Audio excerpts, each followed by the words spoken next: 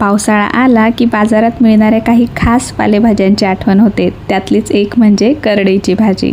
तर आज आपण बनवणार आहोत अगदी साधी, घरगुती आणि चविष्ट करडईची भाजी. तर नमस्कार मंडळी, तृप्तीज डेली रेसिपीज या चॅनलमध्ये तुमचे खूप खूप स्वागत आहे. सगळ्यात आधी करडईच्या जुडीतील खराब पानं आणि देठ काढून घेतलेली आहेत आणि भाजी अतिशय छान अशी निवडून घेतलेली आहे. तुम्ही बघू शकतात. आता ही भाजी आपल्याला स्वच्छ पाण्यात धुवून घ्यायची आहे. निवडलेली भाजी स्वच्छ पाण्याने 2 ते 3 वेळा नीट धुवून घ्यायची आहे, कारण की ह्या भाजीमध्ये माती वगैरे बरीच असते. त्याच्यामुळे जोपर्यंत नितळ पाणी येत नाही तोवर छान धुवून घ्यायची. तुम्ही बघू शकता आता मस्त नितळ पाणी आलेलं आहे. त्यानंतर ही भाजी निथरून घेऊया आणि छान अशी बारीक कट करून घेऊया. भाजी अगदीच बारीक चिरण्याची काही गरज नाही आहे. विशेष करून या भाजीला लसणाची चव खूप छान लागते, म्हणून थोडासा लसूण सोलून घेऊ. 7 ते 8 लसणाच्या पाकळ्या घेतल्यात आणि जरा ठेचून घ्यायच्या आहेत, त्यामुळे अजून छान चव येते. या भाजीसाठी आपण एक मध्यम आकाराचा कांदा वापरणार आहोत. कांदा मस्त बारीक चिरून घ्यायचा आहे. स्पेशली या भाजीमध्ये कांदा छान लागतो, त्यामुळे नक्की वापरायचा आहे. आणि 3 ते 4 हिरव्या मिरच्या या देखील अशा उभ्या कट करून घेतलेल्या आहेत. आणि भाजी पण तुम्ही बघू शकता मस्त चिरून घेतलेली आहे. आता कढईमध्ये 1 ते 2 चमचे तेल घेतलं आहे. त्यामध्ये जिरं आणि मोहरी टाकून घ्यायची. जिरे मोहरी छान तडतडले की मग लगेच त्यामध्ये 3 ते 4 हिरव्या मिरच्या ज्या की आपण उभ्या चिरून घेतल्यात त्या टाकायच्या आहेत. मस्त कढीपत्त्याची 7-8 पानं आणि लगेचच ठेचलेलं लसूण देखील टाकून घ्यायचं आहे.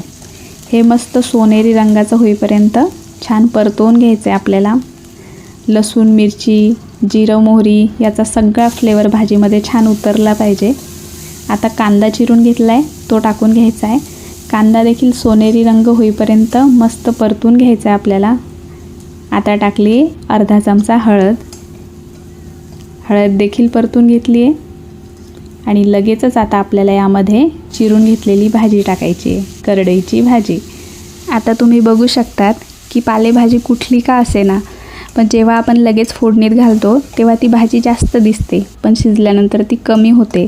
त्यामुळे कुठलीही पालेभाजी बनवताना मीठ टाकताना खूप विचार करायचा आहे आणि भाजी थोडी शिजली की मग आपल्याला मीठ टाकायचं आहे, म्हणजे आपल्याला अचूक अंदाज येतो मिठाचा. आता झाकण ठेवून 2 ते 3 मिनिट ही भाजी आपल्याला वाफवून घ्यायची आहे. लगेचच शिजून जाते भाजी. आता टाकूया चवीप्रमाणे मीठ. अगदी छोटा चमचा मीठ टाकलेला आहे. मिठाचं प्रमाण तुम्ही कमी जास्त करू शकतात, म्हणजे तुमच्या चवीप्रमाणे तुम्ही वापरा. आणि मग आपल्याला शेंगदाण्याचा कूट टाकून घ्यायचा आहे. हा भाजलेला शेंगदाण्याचा कूट आहे.